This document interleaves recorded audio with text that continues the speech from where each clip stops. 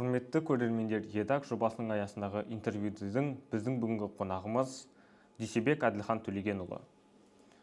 Ұлттық құндылықтар академиясының республикалық қоғамдық бірлестігінің төрағасы, Қазақстан Республикасының оқу-ағарту министрлігінің республикалық білім мазмұнының сараптау ғылыми-практикалық орталығының бас сарапшысы, химия ғылымдарының кандидаты, Вернадский атындағы Ресей жаратылыстану ғылымдарының академиясының шетелдік мүшесі. Әділхан Төлегенұлы 2004-2014 жылдар арасында Ыбырай Алтынсарин атындағы Ұлттық білім академиясының вице-президент қызметін атқарған. 11 жылдық, 12 жылдық білім беру мемлекеттің жалпы міндетті стандарттарын, оқу бағдарламаларын, тәрбиені дамыту, инклюзивті білім беру, шағын жинақты мектепті дамыту, тұжырымдамаларды әзірлеу жұмысшы топтарын жетекші жасаған. Қош келдіңіз. Біз сізбен еліміздің білім беру жүйесіне қатысты өзекті мәселелер талқылауға деген мүмкіндігіне қуаныштымыз. Өзіңіз айтып өткендей, бүгін орта білім мектептерінің кездесетін негізгі мәселелерді қарастырамыз. Олардың ішінде қалалық пен ауылдық мектептер арасындағы білім сапасының алшықтығы, оның ішіндегі білікті мұғалімдер жетіспеушілігі, білім беру ресурстарының қолжетімділігі және түлектердің нәтижелері туралы айтамыз. Одан кейін НИИШ, Назарбаев зияткерлік білім мектебі, білім инновациондық лицей және РФМШ сияқты мамандықтырылған мектептердің тиімділігі, олардың елдегі жалпы білім деңгейлерінің әсері және әртүрлі аймақтардағы оқушылардың ол мектептерге деген қолжетімділігі туралы қарастырамыз, және ең соңында жекеменшік мектептердің рөлі, олардың мемлекеттік мектептерден айырмашылықтары және білім беру теңсіздігінің ықпалын обсуждать етеміз. Талқылаймыз.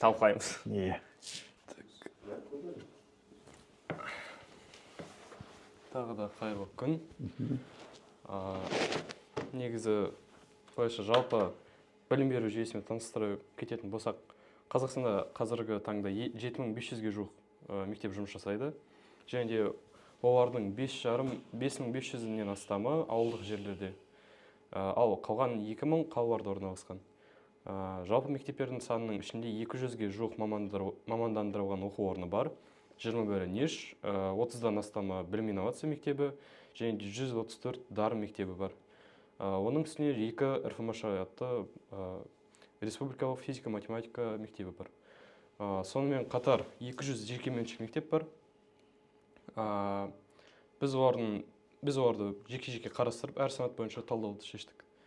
Енді ауылдық мектептерден бастайық, өйткені ауылдық мектептер өздеріңіз байқағандай мектептердің үлкен бөлігін алады. 5500 және де жай-жайдан бастайтын болсақ, қанша мойындағымыз келмесе де, баланың туған өңіріне байланысты білім сапасы әртүрлі екен статистикадан анық көруге болады. Және де ОБТ нәтижелерінен де байқайтын болсақ, гимназия және қалалық лицейлерден 15-20 балға төмен ОБТ мәселесі бойынша. Және де одан бөлек 2018 жылы ауыл мектептерінің түлектерінің 78% ОБТ-дан 100 балдан төмен жинады. Ал қазіргі таңда қалалық көрсеткіштерде 68%. Ол статистика. Және де 100 балл деген негізі өздеріңіз білетіндей, көп жерлерде грантқа немесе оқуға түсуге әрі қарай профессиональный оқуды қуалауға жетпейді. Осының барлығы мектептердің арасындағы, білім сапасының арасындағы теңсіздікті көрсететін секілді. Өзіңіздің пікіріңізді және де байқаған заттарыңызды баяндап кететін болсаңыз. Өзің атың? Менің есімім Бигелді. едак жобасының мүшесімін. Және де сіздермен осы интервьюді құраймыз. Жақсы, Бигелді, енді мынау Назарбаев университетінің студенттерінің осындай мәселемен айналысып жатқанынан қуаныштым. Себебі менің пікірімше, бұл енді өзекті мәселелердің бір Қазақстан білім беру жүйесінде. Жаңа көптеген цифрлар келтірді. Ішінде енді шамалы ескірген цифрлар да бар. Бірақ жалпы тенденция, жалпы мынау қала мектептері мен ауыл мектептерінің арасындағы айырмашылық ол факт. Көп дәлелдеуді қажет ететін нәрсе. осы тұрғыдан алғанда осыған талдау жасайтын болсақ, оны мойындау керек, және оның көптеген объективті факторлары бар. Мен енді көп жылдар өзім мектеп директоры болдым, одан кейін осы Алтынсарин атындағы ұлттық білім академиясында басшы қызметтерде болдым. Екі жарым жылдай осы Қазақстандағы шағын жинақты мектептер бар ғой, солардың орталығының директоры болдым. Яғни бүкіл республикадағы шағын жинақты мектептердің проблемаларымен айналыстым. Соның тұжырымдамасын жасауға кәдімгідей жетекшілік жасадым. Содан бұл мәселе маған таныс, жақын таныс. Көптеген өңірлерді аралап, осы шағын жинақты мектептердің проблемаларын қарап, зерделеп, соның шешу жолдарын іздестіріп, семинар, конференциялар өткізіп, мысалы Ақтөбе облысында, Қарағанды облысында, Солтүстік Қазақстан облысында, мынау Шығыс Қазақстан облысында шағын жинақты мектептер өте көп. Сол елді мекендердің бәрінде барып, соны іздеп зерделегенбіз. Сондықтан бұл мәселе таныс, айтайын деп отқан. Екіншіден енді бұл жерде көп ақылды болудың қажеті жоқ. Ауыл мектептеріндегі білім сапасы қала мектебіне қарағанда неліктен төмен. Оның бірінші факторы, мен ойлаймын, әрине ауыл мектептерінің материалдық техникалық базасы. Ескі мектептер көп, 3 ауысымда оқитын мектептер, бірақ ол қала мектептеріне қатысты көбіне. 2 ауысым. Себебі соңғы жылдары ауыл мектептерінде енді ауылдан елдер көшіп кетті ғой көп.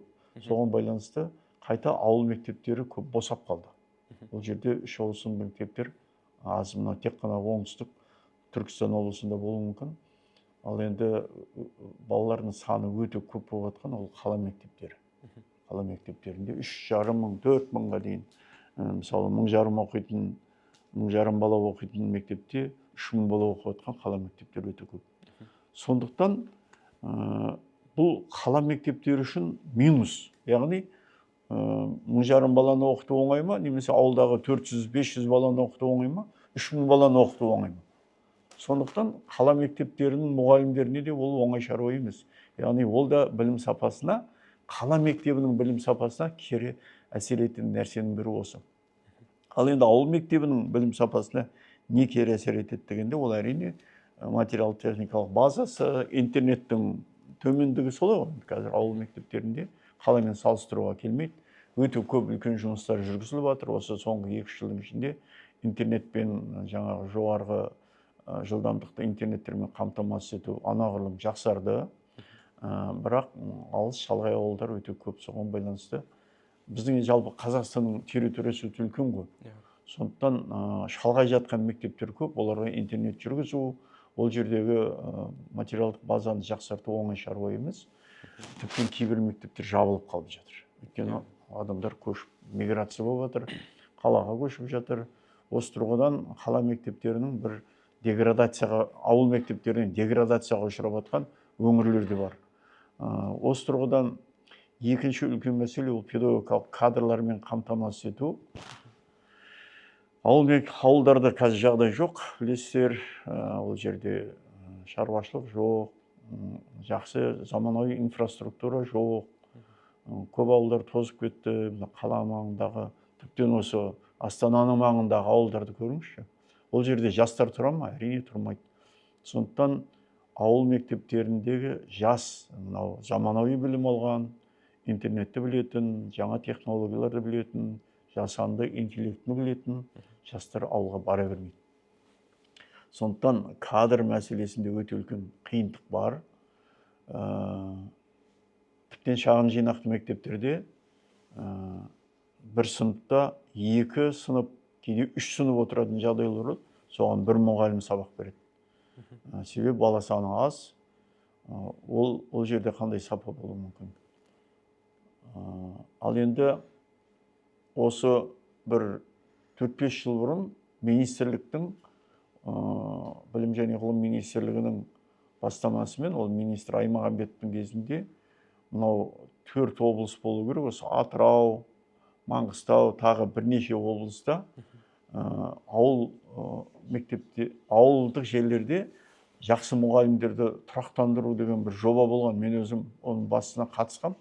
Бірақ сол жерден ештеңе шықпайтынын мен білдім. Себебі ол қандай нәрсе? Жаңағы ауылға барып жұмыс істейтін мұғалімдерге 2 есе айлық беру, үй беру, әлеуметтік қолдау көрсету, осындай жоба болған. Сол пилоттық режимде ол жоба жұмыс істеді, бірақ арт жағынан оның өзінен де жақсы нәтиже шыққан жоқ. Себебі жастар 2 есе айлық берсең де ауылға бара бермейтін жағдайлар бар. Осы кадр мәселесі ауыл үшін ең үлкен ауыр мәселе деп айтуға болады. Оны шешу үлкен кешенді жұмыстарды қажет етеді. Енді келесі мәселе мынау осы ауыл мектептерінің білім сапасын жақсарту үшін министрлік қандай шаралар қолданып жатыр десе, бірнеше үлкен мәселелерді айтуға болады. Ол жайлы мектеп жобасы, ауыл мектебі сапа алаңы деген бір жоба бар, мақсатты жоба деген. Оны мен алдағы уақытта тағы да сұрақтарың болар, сол кезде айтармын. Жалпы материалдық техникалық базасын жақсартуға үлкен күш салынып жатыр қазір, ол туралы да айтамын. Енді тағы бір ауыл мектебінің білім сапасына нашар болатын себебі, ОБТ-дан, ПИЗа зерттеулерінен нашар болатын тағы бір себебі, қазір қала мектебінің балаларының мүмкіндіктері өте көп, мынау репетитормен жұмыс істеу, солай ғой? Қосымша дайындық. Сабақтан кейін толып кеткен қазір репетитор орталықтары бар, соларға барып, олар мектептен қосымша не алады, ақпарат алады, дайындалады. Міне осы қазір өте үлкен рөл атқарып отыр. Ауылдық жерлерде ондай клубтар, ондай орталықтар некен-саяқ көп емес. Осы мәселеде. Содан кейін ауыл мектептерінің жаңағы мынау мектептен тыс әртүрлі кружоктарға бару, солай ғой енді. Қалада толып атқан мынау қосымша білім беру дейміз, центр дополнительного образования. Неше түрлі үйірмелер бар, баланың жалпы интеллектуалдық шығармашылық дамуына әсер ететін сондай үйірмелер көп, соған балалар көп қатысады. Спорт болсын, басқа өнер болсын, интеллектуалдық әртүрлі үйірмелер ауыл мектептерінде ондай жоқ. Яғни осындай қосымша факторлер, жаңағы материалдық техникалық база, лаборатория және кадр мәселесіне қосымша, интернетке қосымша, осындай факторларда ауыл мектептерінің оқушыларының білім сапасына кері әсер етіп отыр деп айтуға болады. Рахмет, жауабыңыз өте ауқымды болды. Бірақ енді өзіңіз айтып өткендей, ауыл мектептеріндегі кадр мәселесі, одан да бөлек жабдықтау, материалдық база, оларға ресурстардың тең бөлінуі, одан да бөлек қалалар мен ауылдардағы мүмкіндіктердің шектеулері, осы заттардың барлығын енді жеке-жеке қарастырып өтетін болсақ, алда соның бәрін қарастырып өтуге негізде ниеттеніп отырмыз. Ал қазір Нұрмұхамедпен алысып, біз екеуміз сұрақтарды бірте-бірте қоя берсек. Жақсы. Өзіңіз айтып өткендей кадрлық, техникалық проблемалар ауыл мектептерінде бар. Біздің зерттеуіміз бойынша қалалық мектептерде 5 оқушыға 1 компьютер келсе, ауылдық мектептерде бұл көрсеткіш 1 компьютер 20-25 оқушыға дейін жетіп барады. Техникалық проблемалардан басқа кадрлық проблемаларда өте ауқым ауылдық мектептерде. Ресми деректерге сенетін болсақ, Қазақстанның ауыл мектептерінде 3500-ге дейін мұғалімдер жетіспеушілігі бар. Әсіресе ол математика, жартылыстану пәндерінен. Осы жердегі сұрақ, үкіметтің қандай шаралары қолға алынып жатыр бұл мәселелерді шешу үшін? Біз білетіндей, ұстаздарды ауылдық мектептерге апаратын программалар өте көбейіп бара жатыр. Олар жас мамандарға үстінен көтерілген айлықтар, басқа бір льготалар беріп жатса да, бұл проблемалар әлі де бар екен көріп тұрмыз. Сонда бұны қалай шешуге болады деп өзіңіздің ойыңызды білейік деген едік. Әрине, ауыл жаңа біз айттық, 8 мыңдай мектеп бар Қазақстанда, соның 67% ауыл мектебі. Яғни жартысынан анағұрлым көп. Бірақ оқушылардың санын қарайтын болсақ, ауыл мектеп, енді қала мектептерінде балалар саны көп қой. Осы жағынан ауыл мектептерінде оқитын оқушылардың саны, баланың саны, барлық балалардың саны 40%, яғни жартыдан төмен. Мектеп саны көп болғанмен. Себебі ауылда майда мектептер көп, кішкентай мектептер. Оның ішінде шағын мектептер. Бірақ енді сол 40% балаға сапалы білім беру, ол әрине үкіметтің, министрліктің жұмысы әр уақытта назарда. Осы тұрғыдан мен ең үлкен жобаны айтқым келеді. Ол қазір президенттің тапсырмасымен осы 22 жылдан бастап іске асырылып жатқан жайлы мектеп жобасы. Ұлттық жоба. Ол ұлттық мектеп, ұлттық жоба. Кәдімгі қыруар ақша бөлініп, оның үстіне мынау қазіргі олигархтардан қайтарылып жатқан ақша бар ғой. Соны пайдаланып, сол жайлы мектеп салуға мемлекет қаржы бөліп, супер современный деп айтайықшы, орысша супер жаңа мектептер салынып жатыр. Ол мектептердің жартысы ауылда салынып жатыр, әдейі. Енді 90% деп айтар ма екенмін, қазақ мектептері арналып салынады. Мынау қазақ ұлтының балалары енді елдің болашағы ғой. Сондықтан сол мектептердің инфрақұрылымын қарайтын болса, ол тіптен фантастикалық деңгейде деп айтуға болады. Ол тіптен ауылдың өзінде ана мектеп салған кезде оның жобасы сондай, оның ішінде бассейн де бар, жаңағы айтып отқан компьютер, өте заманауи компьютерлер толық қамтамасыз етілген, заманауи химия, физика, биология зертханалар деген сияқты. Сондықтан осы арқылы ауыл мектептеріндегі білім сапасын арттыруға кәдімгідей үлкен 400 мектеп салынайын деп жатыр, салынып жатыр қазір.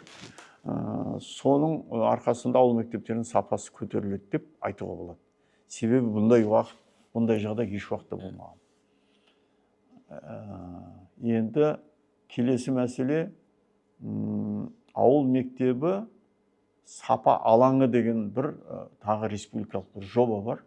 Бұған да мына ұлттық қордан ақша бөлініп жатыр. Қазір жаңылыспасам, Ақтөбе облысында, Маңғыстау облысында, Алматы облысында, Ұлытауда осы арнайы мектептерде бір пилоттық деңгейде жүргізіліп жатыр. Арнайы ауыл мектептер үшін. Ол жерде мысалы Ақтөбе облысында мынау шағын жинақты мектептердің сапасын арттыру, себебі ояқта олар көп. Алматы облысында мынау мектептерді цифрландыру, ақпараттандыру мәселесі бойынша, сол сияқты Ұлытау облысында бар, жаңа мен айтқан Маңғыстау облысында арнайы мынау озат мектептер бар ғой. Сол мектептердің тәжірибесін сол ауыл мектептеріне апарып енгізу. Жаңа технология, оқыту әдістемесі, оқулықтармен қамтамасыз ету, материалдық техникалық базасын заманауи талаптарға сәйкес жақсартуға пилоттық режимде осы 5 облыста үлкен жұмыс жүргізіліп жатыр. Таза ауыл мектептеріне бағдарланған. Бұл да бір үлкен жоба деп айтуға болады. Енді соңғы осы биыл шықты. Биыл болғандай 24 жылы мақсатты мектеп дегенде бір жоба бар. Біраз шу болды. Себебі мақсатты мектеп деген атының өзі шамалы дау тудырды. Бұл енді мақсатты мектеп болса, басқа мектептер мақсатсыз мектеп па деген әңгіме туды. Бірақ енді оның мәні былай. Сол мектептерден зерделеу жүргізе отырып,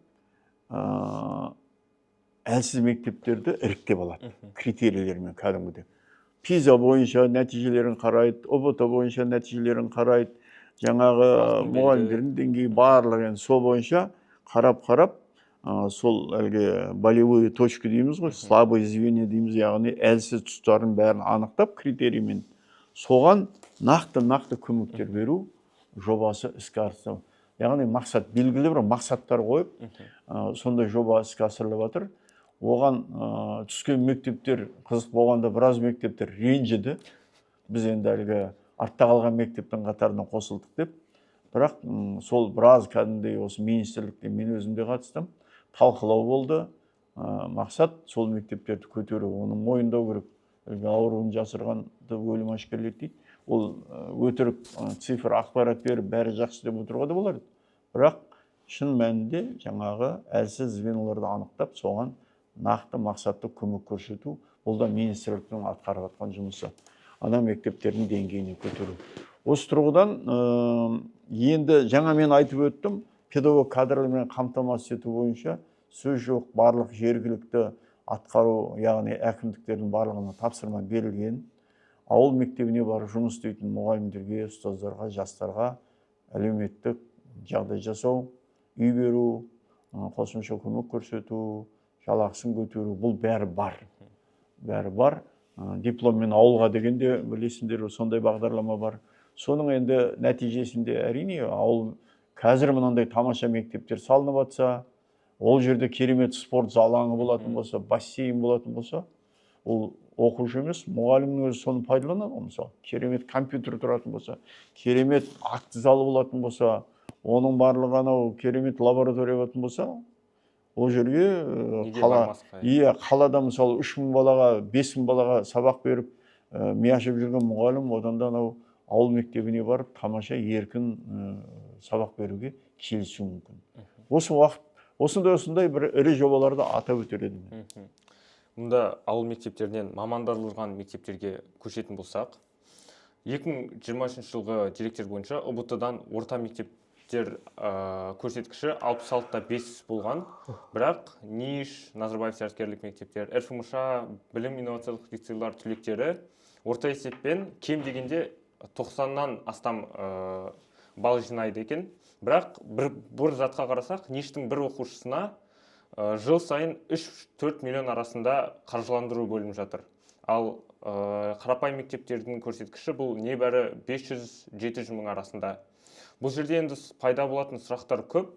Біріншіден, мамандырылған мектептердің қаржыландыру қазіргі білім сапасының теңсіздігін одан сайын көбейтпейді ме деген сұрақ бар. Және бұл мемлекеттік мамандырылған мектептер дальше осылай әрі қарай қомақты қаржы бөлу жалғастыра алу керек па бізге? Оны біз жалғастыра аламыз деген финанс бар ма деген сұрақ бар. Өте қызық сұрақ, мені көптен толғандыратын сұрақ. Мен осы Финляндияда болған, Финляндия өздерің білесіңдер, білім сапасы жағынан, пиза көрсеткіштер жағынан соңғы 10 жыл бойы, 15 жыл бойы бір тұрақты өте жоғары көрсеткіш көрсетіп жатқан ел. Жалпы өте мықты ел, жалпы дамып жатқан. Сол елдің вице-министрімен біз бір сағат отырып сөйлестік. Сонда осы Финляндияның білім сапасының өте жоғары болу себебі неде дегенде, оның айтқан сөзі, бізде барлық мектептерге бірдей жағдай жасалады. Ешқандай дифференциация жоқ, жаңағыдай. Мына Хельсинкидегі мектеппен, шеттегі Лапландия деген бар ғана, қардың ортасы жатқан. Сол жақтағы ауылдағы мектептің жағдайы бірдей дейді. Қаржыландыру бірдей. Және бәрі мемлекеттік, жеке мектеп. Бірдей жағдай жасалады. Себебі олардың саясаты, әрбір финнің баласы, өзі 5 миллион халқы бар. Әр фин баласына біз жағдай жасауымыз керек. Ол қалада тұра ма, ауылда тұра ма, ол байдың баласы ма, кедейдің баласы ма, оған қарамайды, бірдей жағдай жасалу керек. Және ол сол Финляндияның адами капиталы болып шығу керек келесі.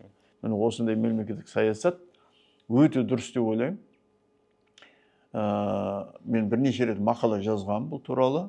Өкінішке орай, біздің Қазақстанда бұл принцип бұзылып кеткен. Өте көп әртүрлі мектептер қазір ашылып жатыр. Осы Назарбаев зияткерлік мектебінің өзі, жаңа айтып отырсың ғой, 8-10 есе көп қаржыландыру. Әрине бұл мектептің жағдай жақсы болады. Бұл жерде супер барлық балаларды таңдап алады, супер мұғалімдер таңдап алады, супер материалдық база жақсарады. Әрине супер нәтижелер болады. Бұл енді былай қарағанда бір әділетсіздік деп мен есептер едім. Бір жағынан екінші жағы бар. Бір жағынан бұл мектепті бір инновациялық орталық есебінде қабылдауға да болады. Мысалы, яғни ең жақсы нәтижелер. Бірақ сол балдарды жаңағы таңдап алмай, сол белгілі бір орташа жағдайда сондай супер нәтижелер көрсетсе мектеп, сонша бір керемет жағдай жасамай ақ, артық жағдай жасамай ақ. Вот сол жерде ол дұрыс болған болар еді. Ал енді әрине Қазақстанға бөлініп жатқан мынша ақша болатын болса, соның жаңағы 8.000 мектептің бөлініп жатқан ақшаның жаңағы үлкен бөлігі 21 мектепке кетіп жатыр. Солай ғой, бюджеттің. Бұл қаншалықты әділетті деген сөз. Бірақ енді бұл мектептер жұмыс істеп жатыр. Оны жауып тастау керек деген мен позицияда жоқпын.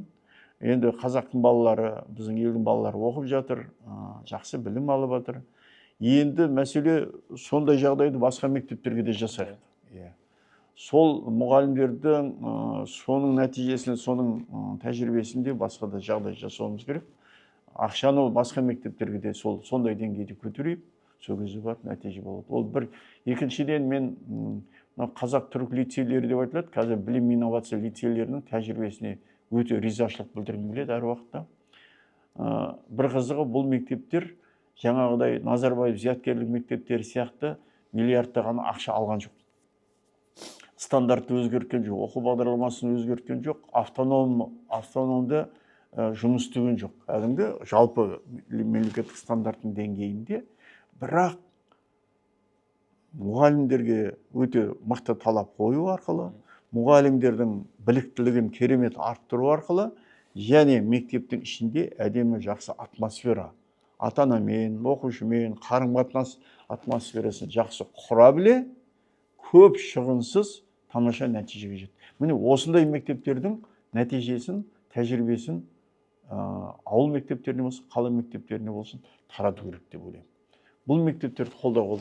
Ал енді үйіп төгіп, жаңа ақша беріп, жақсы оқитын балаларды жинап алып, әрине барлық жақсы оқитын жинап алғаннан кейін ана мектептің келесі балалар кетіп қалғаннан кейін, жақсы оқитын кетіп қалғаннан кейін ол мектептің деңгейі түседі ғой енді. Нәтижесі түседі. Олар ОБТ-дан әрине түседі. Физиядан түседі, басқадан көрсеткіштің бәрі түседі. Яғни бір жерден алып бір жерге ауыстырғанда баланс бұзылып жатыр. Осы тұрғыдан жалпы мектептерді осыншалықты дифференциация жасау жалпы дұрыс саясат деп есептемеймін, өзім жеке пікірім. Бұл бір жағынан балалардың арасында мынау әлеуметтік теңсіздік, әлеуметтік стратификация дейміз ғой, яғни бір мысалы анандай элитарлық мектептерде оқитын балалар сөз жоқ. Олардың көкірегі жоғары болады. Олар ана балаларды менсінбейді. Оларға жоғарыдан қарайтын болады. Ана балалар керісінше, ол балаларға яғни бір тағдырына ренжулік, бір жаңағы не дейді, агрессия дейміз ба, бір қиянатқа ұшыраған сияқты болып, әрине көріп біліп отыр ғой енді. Екі жақтағы қару. Сондықтан осындай жалпы мен ойлаймын, орта білімнің деңгейінде осыншалықты дифференциация жасаудың қажеті жоқ. Бұл мен ойлаймын дұрыс саясат емес, осын бір төбесі біз дұрыстауымыз керек. Бұл туралы бірнеше мақала жазғам, жаңа Финляндияның бізге тәжірибесі көрсетіп отыр. Сол сияқты басқа елдерде де сол жеке мектептер өте аз, жаңағыдай элитарлық мектептер өте аз, жалпы мемлекет, жалпы Конституцияның 13-ші бабы бар. Сол жерде Қазақстанда орта білім беру тегін және міндетті деген сөз жазылып тұр. Тегін және міндетті. Және бірдей жаңа стартовый возможность дейміз ғой. Бірдей жағдай жасалады дегенде положение бар. Қағидат. Біз соны бұзып отырмыз деп ойлаймын.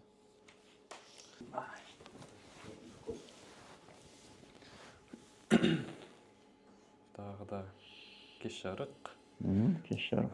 Келіп отырмыз. Біз қай сұрақты талқыладық? Білім инновация лицейлері және де басқа да дарынды мектептер арасындағы ОБТ нәтижесін талқылаған болатынбыз, және де олардың мүмкіншіліктері, артықшылықтары және кемшіліктері. Енді де тағы да бір пікірталас бар. Біз байқап отырған. Ол Қазақстандағы жекеменшік мектептер, және олардың саны 200-ден асады, ал оқу ақысы жылына 15 миллион теңгеге дейін жетуі мүмкін.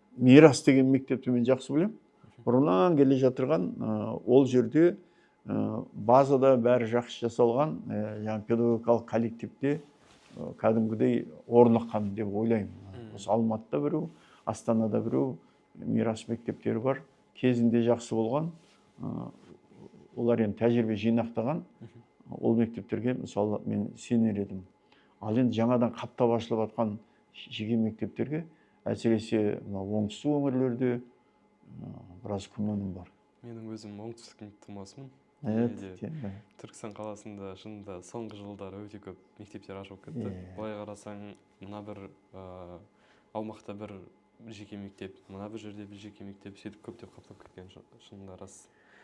Өкінішке орай солай. Және де алдында ресторан ашқан сияқты болып кетті ғой, тойхана. Бұның барлығы негізі түсінікті. Енді көрдің, ата-ананың өзінің еркі ол, барып берейін. Енді өзі болады, ертеңінде баласы не болып шығатынын бір Құдай біледі. Мақтанып та миллион шашып баланы апарып береді. Ол бала ертең шіреніп жүреді, бүйтіп. Солай ғой енді. Ондай миллионға оқыған баланың характері, оның мінез құлқы, оның дүние тіптен басқаша болады. Ол ештеңе істемейді. Ол жаңағы фраер болып ертең жүреді, содан кейін белгілі уже сондай менталитет қалыптасады онда. Мен байдың баласымын дейді. Жеке мектептердің сынында бір қиыншылығы сол. Тәрбиеге әсер етеді, терісінше әсер етеді. Мынау осындай таңдаулы элитарлық мектептердің, жаңағы жеке мектептердің ең үлкен мен ойлар едім, осал тұсы ол тәрбие, балаларға берілетін тәрбие. Керемет бір нәрсе беру мүмкін, бірақ балада менталитет қалыптасады сондай. Осыған қарай отыра біз тек жағдай жасаудың, материалдық заттың ғана емес, құндылықтардың және тәрбиенің маңызын көріп отырмыз ғой. Енді оны мектептерде шынында бағдарлама арқылы қолға алынады деген ойдамыз. Ал біз ары жалғастыратын болсақ. Алдында айтып өткендей, дарынды мектептердің шынында өте алда келе жатқанын, үлгі тұтарлықтай мектептер екенін түсіндік. Және де осы мектептермен жаңа сіз айтып өткендей, бұл мектептерді жабудың немесе оларды тарқатудың ешқандай мәнісі жоқ. Өйткені бұлар жұмыс жасап отқан, мемлекетке жыл сайын өте көп білімді және де дарынды оқушыларды жасап отқан мектептер. Ал енді бұл мектептерді тарқатпай, керісінше жаңағы ауылды өңірлердегі, басқа үлкен қалалық өңірлердегі үлкен жаңағы сапасы қатты қадағаланбайтын мектептерге бір ұсыныс немесе өзгеріс жасауға өзіңіздің ойыңыз қалай? Мысалы, мен өзім білім инновация лицейінде оқығанмын, және де шынында ең айта кетерлік заттардың бірі білім беру сапасында ол мұғалімдердің жаңағы өзінің жұмысына, өзінің оқушыларына деген көңілі, ынтасы, және де бізге талай, өзім байқағаным, талай мұғалімдер келген білім инновация лицейіне, семинарлар болады, жаңағы тағы да бір заттар болады. Енді осы заттарды көбірек ауқымда жасайтын болса, және де ең басты болып тұрған енді бұл жерде оқытушылар болып тұр ғой. Оқытушыларды өзгертуге, олардың менталитетін өзгертуге қандай бір ұсынысыңыз бар? Бұл затты қалай шешуге болады? Енді қысқаша айтсақ, сол өзің айтып отқан сол білім инновация лицейлерінің тәжірибесін толықтай Қазақстанға таратар едім мен. Кезінде енді түрік ағайындар үлкен жұмыс істеді. Қазір олардың саны аз ғой енді қазір. Бірақ традиция, яғни дәстүр сол жалғасын тауып жатыр ол мектептерде. Жаңа мен айттым, ол мектептерге көп ақша бөлінген жоқ. Жағдай жасалды әрине. Тіптен мен есімнен кетпейді, осы Астана қаласының сол білім инновация лицейлерін біраз бір министрліктің комиссиясының құрамында барып бір қарағанбыз. Сонда ұлдар лицейінің орналасқан жері сол жер, мынау Астанадағы бір ескі ғимаратта, ішінде сырыс ана. Дұрыс зал да жоқ, дұрыс асханасы да жоқ. Анау кабинеттерде тіптен лабораториялық базасы да төмен. Сосын қыздар лицейіне барсақ, қыздар лицейі үлкен бір кәдімгі жалпы мектептің бір іргесінде, бір бұрышында оқып отыр екен. сол жерде оқып, сондай жағдайда отырып, олар ана өте жоғары нәтижелер көрсеткен. Яғни мынау сапа көрсетудің олар басқа механизмдерін пайдаланған. Жаңағы ақшая жақсы балдар жинап алу емес, жаңағыдай оқытушылардың өзің айтқандай мынау білім беру мәдениеті өте жоғары. Қарым-қатынас, мотивация жасау, балалармен достық қарым-қатынас, атмосфера бәрі керек. Тәрбие жақсы бала білімге ынталану үшін оның ынта ықыласын күшейту керек, дұрыс атмосфера болу керек. Сонда мен сол лицейдің балдармен сөйлестім. Мен сендер басқашасыңдар. Қалай бұл енді? Мысалы көшеге шықсам, ана бірін-бірін боқтап төбелесіп жүрген неше түрлі балдар бар. Аузына келгенін айтып. Солармен қалай дегенде олар айтты, ағай біз олармен тіптен араласпауға тырысамыз деді. Біргеміз ауласып. Біз өзіміз міне өзіміздің үлкен ортамыз бар, бір-бірімізбен араласып. Сондықтан осындай ортаны әр мектепте жасауға болады деп ойлаймын. Сол арқылы. Енді тағы бір мектеп, ол мына республикалық физика-математика мектебі Жәутіков атында болған Алматыда. Бұл да керемет мектеп. Бұл жерде енді таңдаулы балдарды физика-математика кезінде алған. Кезінде мектепте оқушы болғанда мен де шақырып алған, бірақ отбасы жағдайына байланысты келе алмадым. Сол жерде керемет осы қазір үкіметті басқарып отырған көптеген азаматтар бітіріп шықты ғой. Ол жерде де соншалықты көп жаңа қаржы, бүкіл оқу бағдарламасын сондай төңкеріп басқаша жасаған жоқ. Сол оқулықтар, бірақ білім беру сапасы өте жақсы болды да. Қазірге дейін сол марканы ол мектептер ұстап келе жатыр. Міне осы екі мектептің бүкіл олимпиада, бүкіл халықаралық жобалардың барлығында қазақ түрік лицейлері, яғни қазір білім инновация лицейлерімен РФМШ нәтиже беріп отыр.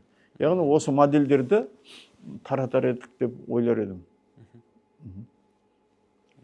Енді соңында қорытынды сұрақты айтып кететін болсақ, қазіргі Қазақстандағы жалпы білім беру жүйесінің жағдайы бір айта кететін болсаңыз тағы да, және алдағы жылдарда білім сапасындағы алшақтықты азайту және барлық оқушыларға тең жағдай жасаудың негізгі бір реформалары қажет деп ойлайсыз ба?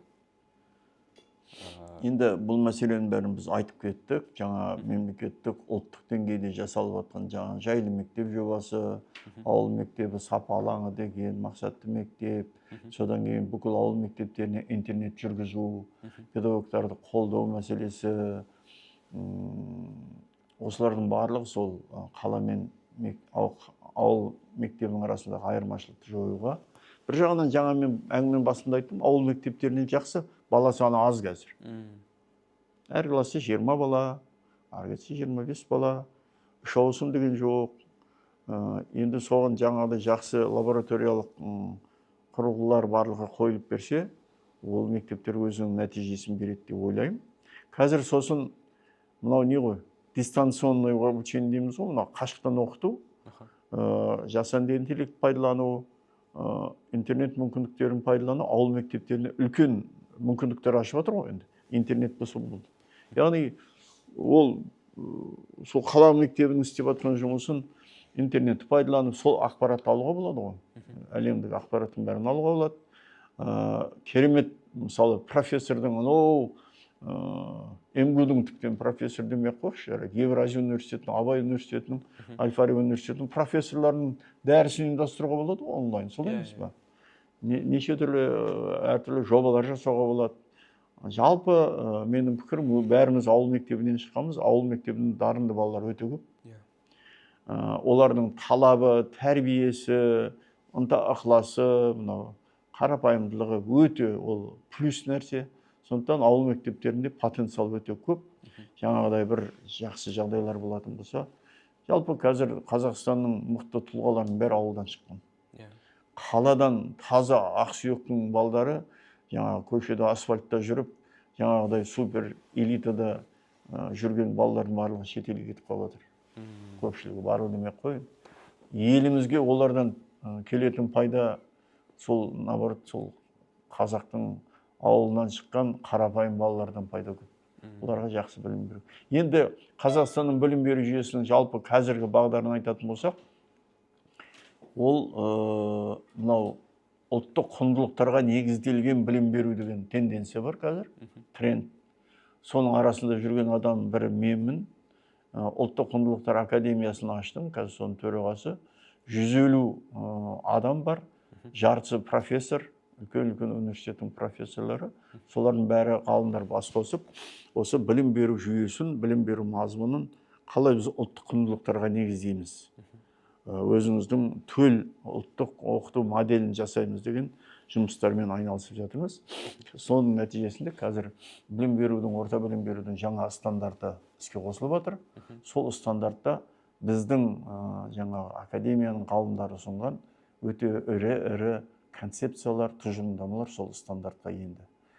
Бұл не деген сөз? Біз шетелге еліктеуді азайтып, кезіндегі кеңестік үкімет кезіндегі моделден кетіп, Ресейдің моделіне еліктегенде, Кембридждің моделіне еліктегенді қойып, өзіміздің ұлттық моделімізді жасауымыз керек. Шынында сөздеріңіздің ақиқаты бар. Бастамаларыңыз берекелі болсын. Шынында осы көптеген қоғамдағы заттар, қоғамдағы бір проблемалардың көбісі осы құндылықтың төмендігінен, оларды қатты білдіре алмаудың, өзіміздің еліктеушіліктің себептерден шығады шынында. Және де бастамаларыңызға береке берсін. Алда енді сіздер, өздеріңіздің академия және де біздің оқушылар, көрермендер осы затқа үлкен үлес қосамыз деген ойдамыз. Енді алда үлкен жұмыс күтіп тұр. Жұмыстарыңыз сәттілік, және де бізден бір кішігірім сыйлық бар еді. Біздің студенттердің және де жұбаның атынан біздің Назарбаев университетінің мерчі. Несі? Мерч. Өзінің бренді. Бренд, тамаша. Ну Абай. Атамыздың керемет сыйлық екен. Рахмет, Бигелді, Нұрмұхаммед, жақсы сұхбат. Мен жалпы осы студенттермен кездесу әр уақытта дайынмын. Жаңа аймен шет жағасын аштық. Біз енді жастарға білгенімізді айтып беріп, мынау шын мәнінде білім беру саласында болып жатқан өзгерістерді жариялап, соны насихаттауымыз керек. Жалпы мен түсінгенім осы ұлттық құндылық деген ең басты нәрсе. Бірақ өкінішке орай соны көп адам түсінбейді әлі күнге дейін. Тіпті мен профессорлармен сөйлесіп, әркім әр нәрсе айтады. Ал енді мынау қарапайым халық, өзіміздің әріптестеріміз көп халық ұлттық құндылықтарды ана бір дәстүрмен шатастырады да. Ұлттық құндылық десе, ана киіз үй тығып қойып, көрпе жастық қойып, ана қазан ошақ жаңағы қазы қартаны қойып қойып, міне ұлттық құндылық. Олай емес. Оның мән мағынасы, философиясы өте үлкен. Сондықтан осы тұрғыда мен енді студенттермен кездесіп, оқытушылармен кездесіп, осындай әңгіме сұхбат құруға әр уақытта дайынмын. Бүгін соның бастамасы болды. Рахмет. Сізге рахмет екен. Өте керемет сұхбат болды.